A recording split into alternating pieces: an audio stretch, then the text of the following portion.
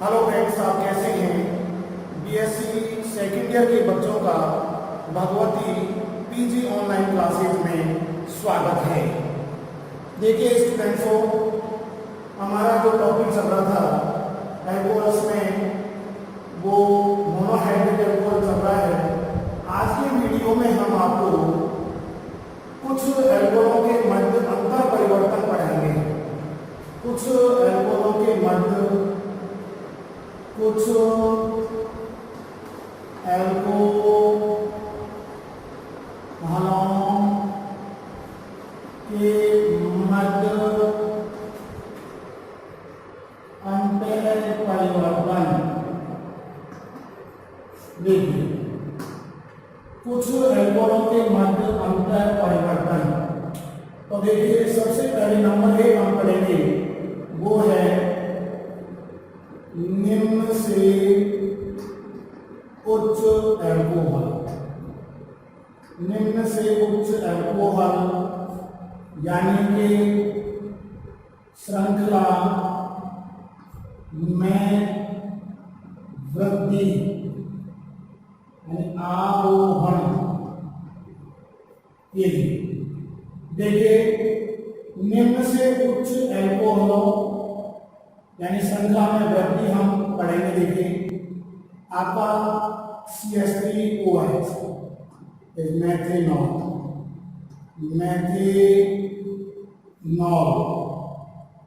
और इस मेथेनॉल की क्रिया PCl5 के साथ कराने पर, फास्फोरसो पेंटाक्लोराइड के साथ कराने पर, फास्फोरसो पेंटाक्लोराइड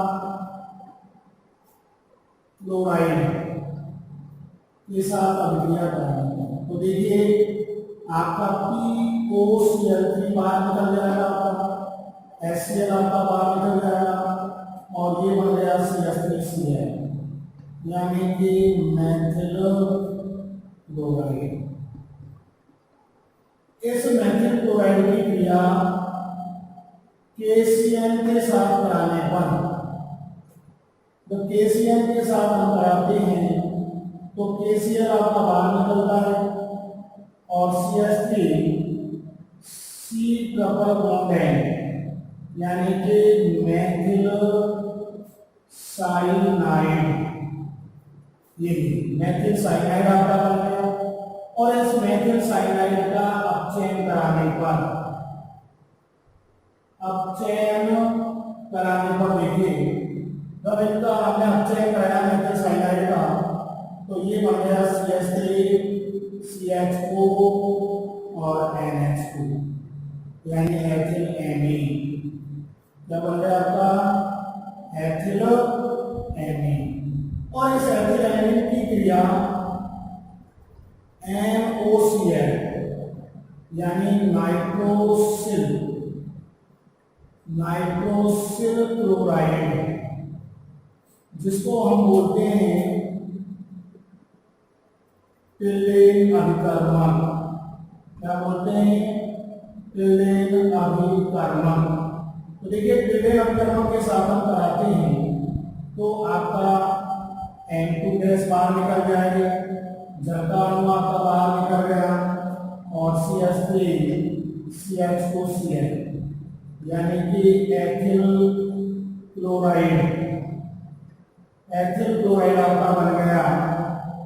और इस एथिल क्लोराइड की अभिक्रिया जलीय KOH के साथ कराते हैं, ये जलीय KOH के साथ कराते हैं तो ये आपका KCl आपका बाहर निकल जाता है और CH3 CH2OH, ये बन गया आपका एथिनॉल। तो देखिए स्टूडेंट्सों, हमारा निम्न C1 कार्बन से उच्च C2 कार्बन का निर्माण हो गया। बहुत ही इंपॉर्टेंट है आपका। देखिए, निम्न से उच्च एल्कोहल का निर्माण, कुछ एल्कोहलों के मध्य अंतर परिवर्तन हम पढ़ रहे हैं।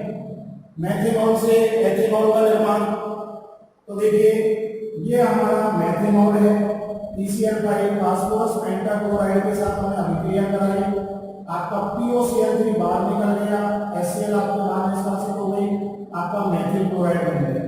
इसकी क्रिया हमने KCl के साथ कराई तो आपका KCl बाहर निकल गया, मेथिल साइनाइड आपका बन गया। रिडक्शन कराने पर, अपचयन कराने पर आपका एथिलेमिन बन गया। इसकी अभिक्रिया हमें नाइट्रोसिल क्लोराइड यानी टेलेन अभिकर्मक के साथ, जो कि फेमस है आपका, टेलेन अभिकर्मक के साथ कराने पर N2 और जल बाहर निष्कासित हो जाता है, आपका एथिल क्लोराइड बन जाता है। और जलीय KOH के साथ कराते हैं तो KCl आपका बाहर निकल जाता है और एथेनॉल का निर्माण हो जाता है। तो इस प्रकार से हमें निम्न से कुछ एल्कोहलों का निर्माण पड़ा, यानी मेथिनॉल से एथेनॉल का निर्माण। अब देखिए दूसरा जो अंतर परिवर्तन पढ़ेंगे वो है आपका उच्च से, दूसरा जो हम पढ़ेंगे वो है आपका सेकंड नंबर, उच्च से निम्न, उच्च से निम्न एल्कोहल यानी श्रृंखला में कमी यानी अवरोहण। ये दूसरा जो टॉपिक होगा हमारा ये होगा उच्च से निम्न की ओर यानी श्रृंखला में कमी यानी अवरोहण। देखिए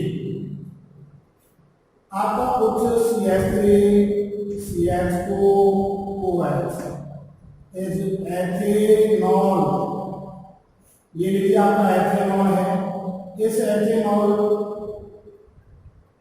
का निर्जलीकरण कराने पर Al2O3 एल्यूमिना उत्प्रेरक की उपस्थिति में 300 डिग्री सेल्सियस तापमान, तो OH और H ये यहाँ से जल का अणु निष्कासित हो जाता है, निर्जलीकरण हो जाता है। और देखिए ये आपका CH2 double bond CH2 ethylene का निर्माण हो जाता है। और इस एथिलीन की क्रिया हम ओजोन के साथ कराने पर ये देखिए CH2 O और ये बन गया आपका ओजोनाइड। ये लीजिए ये आपका ओजोनाइड बन गया। ये हमारा Zn-H2O की उपस्थिति में अभिक्रिया कराने पर देखिए ये इस तरीके से टूट गया आपका, ये इस तरीके से टूट गया आपका, और ये आपका जो है 2CH2O कार्बोहाइड्रेट, वो आपके कार्बोहाइड्रेट के होंगे, कार्बोहाइड्रेट। अब देखिए बचा एक ऑक्सीजन जो आपका या तो ZnO के रूप में बाहर निकला हुआ, ये लीजिए जिंक ऑक्साइड के रूप में बाहर निकल गया आपका, और ये कार्बोहाइड्रेट बन गया। इसका अपचयन कराने पर देखिए हमने अपचयन कराया, इसका रिडक्शन कराया, तो देखिए आपके दो अणु दिए हमने, दो अणु बन रहे कार्बोहाइड्रेट, तो ये आपका एक H यहाँ हो गया CH3, एक H आपका यहाँ हो गया, दो अणु है तो ये हो गया 2CH3OH इज मेथिनॉल। देखिए ये आपका C2 अणु उच्च से आपका निम्न का निर्माण हो गया। ये देखिए हमें बहुत ही महत्वपूर्ण टॉपिक पढ़ रहे हैं स्टूडेंट्स, आप समझने की कोशिश करें कि कुछ एल्कोहलों में हम अंतर परिवर्तन पढ़ रहे हैं, कुछ एल्कोहलों में क्या पढ़ रहे हैं हम अंतर परिवर्तन पढ़ रहे हैं। उसमें नंबर 1 हमने पढ़ा निम्न से उच्च एल्कोहल यानी मेथिनॉल से एथेनॉल का निर्माण, जो आपको अभी समझाया। अब दूसरा जो हम पढ़ रहे हैं वो पढ़ रहे हैं उच्च से निम्न एल्कोहल श्रृंखला में कमी यानी अवरोहण। आपका C2 कार्बन से यानी एथेनॉल से आपका एल्यूमिनियम उत्प्रेरक की उपस्थिति में 300 डिग्री सेल्सियस तापमान गर्म करने पर एथीन का निर्माण हो जाता है, जल का बाहर निकल जाता है, निर्जलीकरण हो जाता है, ओजोन के साथ क्रिया करा है, ओजोनाइड बनता है, ZnO बाहर निकल जाता है, ये कार्बोहाइड्रेट ये दो अणु बन जाते हैं, अपचयन कराने पर आपका मेथेनॉल बन जाता है। तो देखिए स्टूडेंट्स हमारा जो मोनोहाइड्रेट इस यूनिट का टॉपिक था वो आज फिनिश हो गया। बहुत ही इंपॉर्टेंट है, हमने पूरे टॉपिक आपको पढ़ाए हैं, फिर भी आपको कोई टॉपिक समझ में नहीं आया तो आप हमसे फोन करके पूछ सकते हैं डाउट को। अब देखिए हम इसका दूसरा जो पार्ट है वो है डाइहाइड्रिक एल्कोहल। ये बहुत इंपॉर्टेंट है, सबसे बड़ा जो टॉपिक था वो आपका फिनिश हो गया। तो आज हम जो आज नया टॉपिक स्टार्ट कर रहे हैं वो डाइहाइड्रिक एल्कोहल। तो ये हमारा मोनोहाइड्रेट जो टॉपिक था वो फिनिश हो गया और अब हम पढ़ेंगे dihydrate alcohol. Very very important दूसरा जो टॉपिक हमारा इसी यूनिट के अंदर जो सेकंड यूनिट चल रही है आपकी, उसमें हमारा डाइहाइड्रिक एल्कोहल। देखिए डाइहाइड्रिक एल्कोहल, डाइहाइड्रिक एल्कोहल के अंदर देखिए आप ये लीजिए डाइहाइड्रिक एल्कोहल। इन डाइहाइड्रिक एल्कोहलों को डाइहाइड्रिक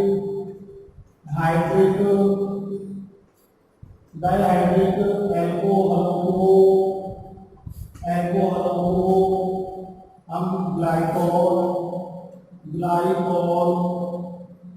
कहते हैं। ये बहुत इंपॉर्टेंट है।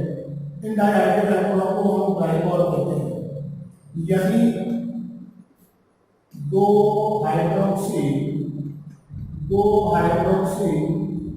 समूह की स्थिति,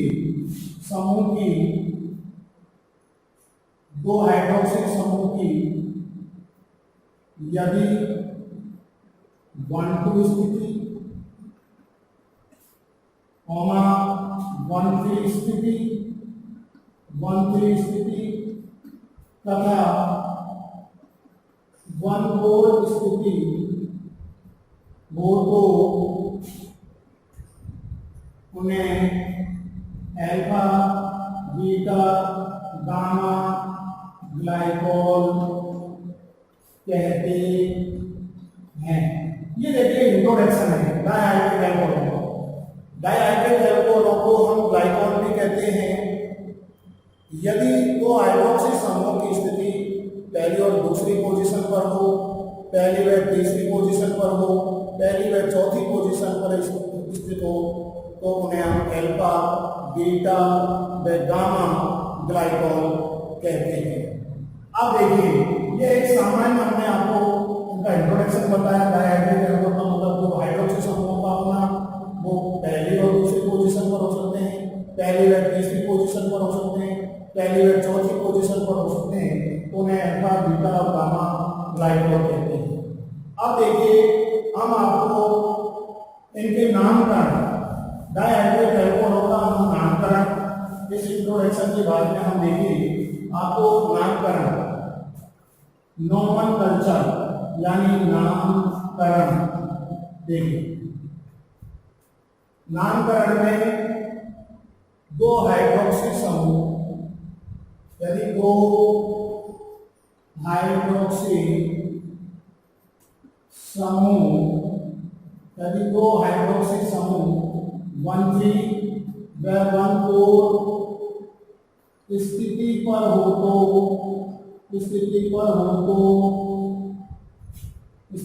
हो तो उन्हें पॉलीमेथिलीन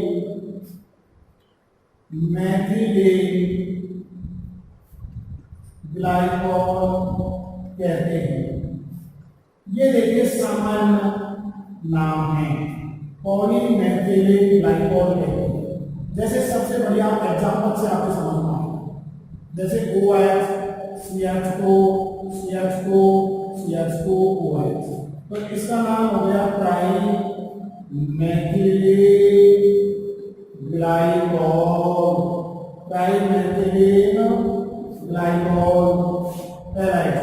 दूसरा एग्जांपल है OH, CH2, OH, ये हो गया आपका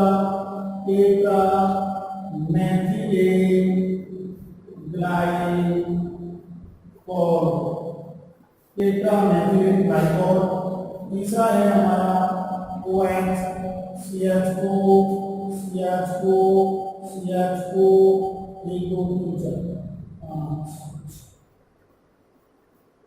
2, 3, 4, 5, ये हो गया हमारा हेक्सा ग्लाइकोल, हेक्सा मेथिलेट ग्लाइकोल, ये लीजिए हेक्सा मेथिलेट ग्लाइकोल। तो ये देखिए हमने स्टूडेंट्स को डाइहाइड्रेट एल्कोहल आपका टॉपिक चल रहा है दूसरा यूनिट का, ये भी बहुत इंपॉर्टेंट है। हमने आपको इंट्रोडक्शन में बता दिया वास्तव में डाइहाइड्रेट एल्कोहल क्या होते हैं, उसके बाद में हम उसका नोमेनक्लेचर पढ़ते हैं, नामकरण। यदि दो हाइड्रोक्सी समूह 1,3,1,4 स्थिति पर हो तो उन्हें पॉलीमेथिलीन ग्लाइकोल कहते हैं। सामान्य नामकरण की बात चल रही है तो देखिए पहली और तीसरी पोजीशन पर है इसे डाइमेथिलीन ग्लाइकोल कहते हैं। पहली और चौथी पोजीशन पर है आपका 1 2 3 4 टेट्रामेथिलीन ग्लाइकोल, पहली और छठी पोजीशन पर है हेक्सामेथिलीन ग्लाइकोल। ये सामान्य नामकरण हो गए। अब आईयूपीएसी नामकरण में देखिए, आईयूपीएसी नामकरण में आपको दूसरी जो विधि हम पढ़ेंगे वो है आईयूपीएसी नामकरण। देखिए आईयूपीएसी नामकरण में देखिए आप आईयूपीएसी नामकरण के अंदर ये है आपकी आईयूपीएसी पद्धति। ये देखिए आईयूपीएसी पद्धति के अंतर्गत हम सबसे पहले एल्केन लिखते हैं, श्रृंखला आपकी कितनी बड़ी है, और उसके बाद में संख्या लिखकर अंत में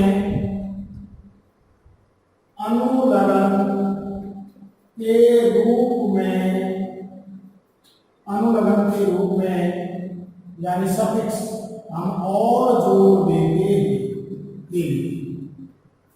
देखिए कोई भी आपका एग्जाम्पल है, सबसे बढ़िया है एग्जाम्पल से देखिए समझ में आएगा। केमिस्ट्री के अंदर सबसे इंपॉर्टेंट चीज है एग्जाम्पल। आपका CH2OH, ये कोई भी एक आपको सूत्र दिया गया है, इस सूत्र के अंदर हम सबसे पहले पूर्व में एल्केन हम लिखते हैं तो देखिए 1 2, तो आपका एल्केन लंबी श्रृंखला हमारी जो जनक हाइड्रोकार्बन श्रृंखला है या मूल जो कार्बन श्रृंखला है वो 2 कार्बन की है तो एथेन। अब देखिए संख्या पहली और दूसरी पोजीशन, पहली संख्या लिखकर पहली और दूसरी पोजीशन पर आपके और समूह जुड़े हुए हैं तो देखिए डाई प्लस अनुलग्न आपका हो गया और, तो इसका नाम हो गया एथेन 1,2 डाई।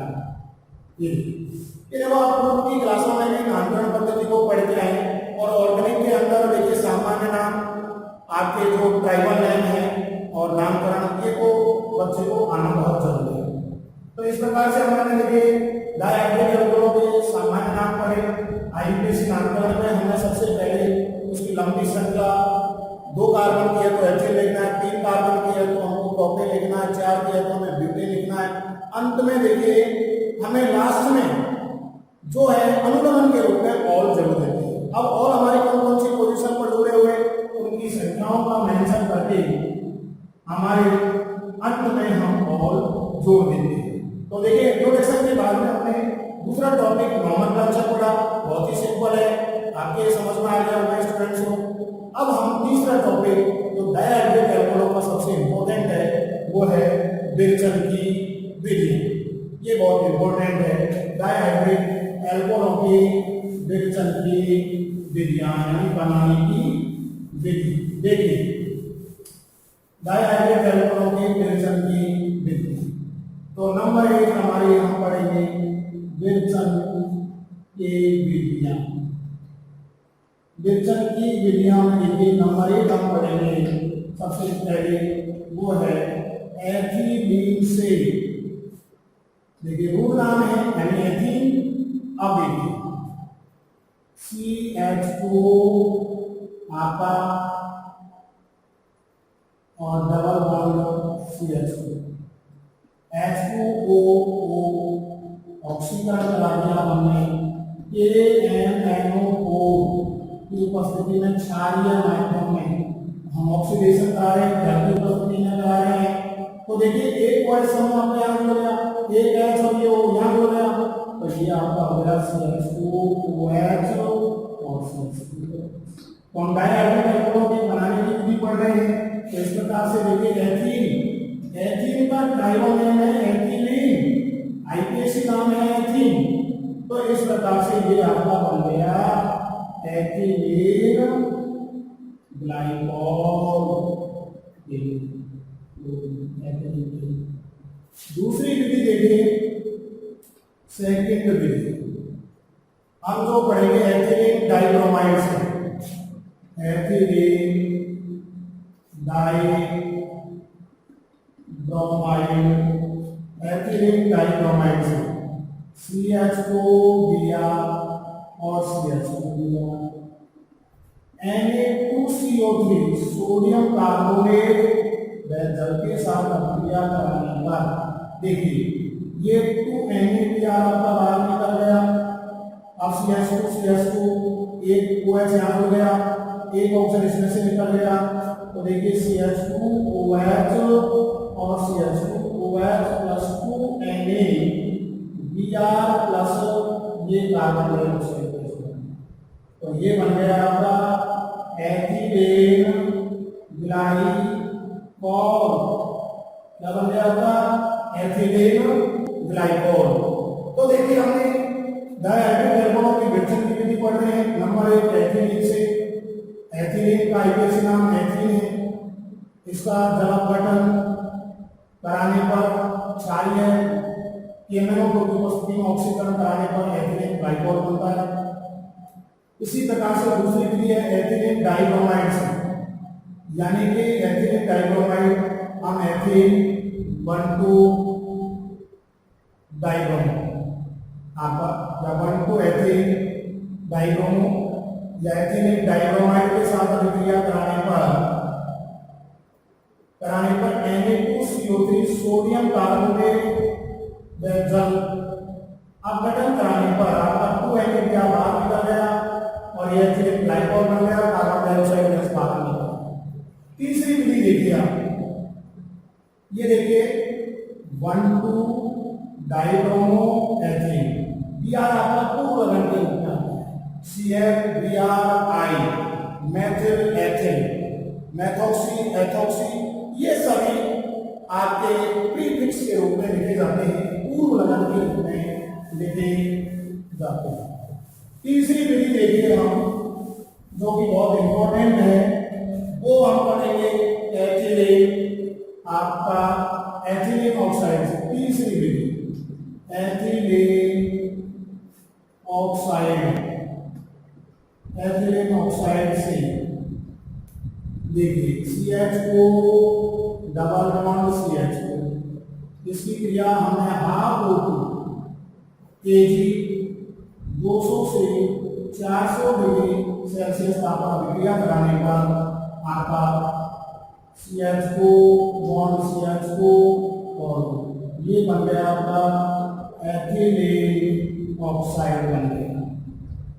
इस एथिलीन ऑक्साइड का जल अपघटन HOH HCl उत्प्रेरक की उपस्थिति में कराने पर एक OH ये बन गया और OH यहाँ हो गया और CH2OH और CH2OH, ये बन गया आपका एथिलीन ग्लाइकॉल, यानी डाइहाइड्रोजन एल्कोहल का निर्माण हो गया। तो देखिए स्टूडेंट्स को हमने आपको विभाजन की 3 विधियां बताई। एथिलीन से क्षारीय केमिकलों को उपस्थिति में ऑक्सीकरण करने पर, दूसरा है एथिलीन डाइब्रोमाइड के साथ सोडियम कार्बोनेट की अभिक्रिया कराने पर, तीसरा है हमारा एथिलीन ऑक्साइड का हमने जल अपघटन कराया तो हमारा एथिलीन ग्लाइकॉल बनता है।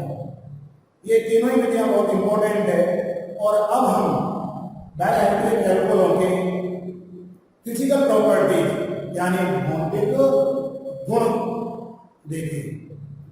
तो फिजिकल प्रॉपर्टीज में देखिए आप, हम जो है नंबर 1 पहले फिजिकल प्रॉपर्टीज आपको, पहले फिजिकल प्रॉपर्टीज देखिए भौतिक गुण में आप नंबर 1 वो है आपके सबसे फर्स्ट में ये रिएक्शन की विधियों के बारे में हम पढ़ेंगे।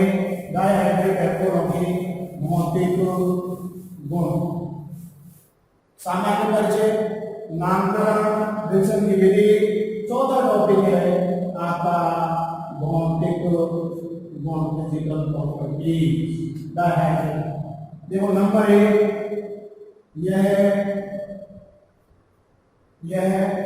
एक चाशनी जैसा गाढ़ा मीठा द्रव होता है। दूसरा है, यह जल व अल्कोहल में मिले लेकिन ईथर में अविलीन होता है। ईथर में अविलीन होता है। तीसरा पॉइंट है, इसका क्वथनांक 197 डिग्री सेल्सियस होता है। नंबर 4 पॉइंट है, इसमें दो हाइड्रोक्सी समूह होने के कारण हाइड्रोजन बंध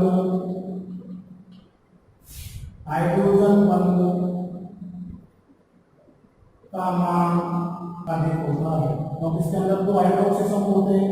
एल्कोहलों की तुलना में इसके अंदर दो हाइड्रोक्सी समूह होने के कारण हाइड्रोजन बंध का मान अधिक होता है। और लास्ट है, वो है ये आर्द्रताग्राही और नशीली प्रकृति का होता है। ये नंबर 5वां पॉइंट है, ये आर्द्रताग्राही व नशीली प्रकृति का होता है। तो देखिए स्टूडेंट्सों, आज के वीडियो में हमारा इस यूनिट का सेकंड यूनिट का दूसरा टॉपिक हमने स्टार्ट किया। मोनोहाइड्रिक आपका टॉपिक फिनिश हो गया। उसका आज के वीडियो में हमने केवल कुछ एल्कोहलों में अंतर परिवर्तन पढ़ा, निम्न से उच्च और उच्च से निम्न। उसके बाद में हमने डायहाइड्रिक टॉपिक स्टार्ट किया, उसका सामान्य परिचय, नामकरण, और नामकरण के बाद में हमने विरेचन की विधियां आपको बताई, और विरेचन की विधियों के बाद में हमने आपको भौतिक गुण, फिजिकल प्रॉपर्टीज। तो ये फिजिकल प्रॉपर्टीज में एक चाशनी जैसा गाढ़ा मीठा द्रव होता है। यह जल व अल्कोहल के अंदर घुलनशील होता है लेकिन ईथर में अम्लीय होता है। इसका क्वथनांक 197 डिग्री सेल्सियस होता है। इसमें दो हाइड्रोक्सी समूह होने के कारण एल्कोहलों की तुलना में हाइड्रोजन बंध का मान अधिक होता है। यह आर्द्रताग्राही व नशीली प्रकृति का होता है। तो देखिए स्टूडेंट्सों, आज के वीडियो में हम इतना ही पढ़ेंगे। अगला वीडियो में हम आपको नेक्स्ट टॉपिक इसकी केमिकल प्रॉपर्टी यानी रासायनिक गुण आपको बताएंगे। धन्यवाद।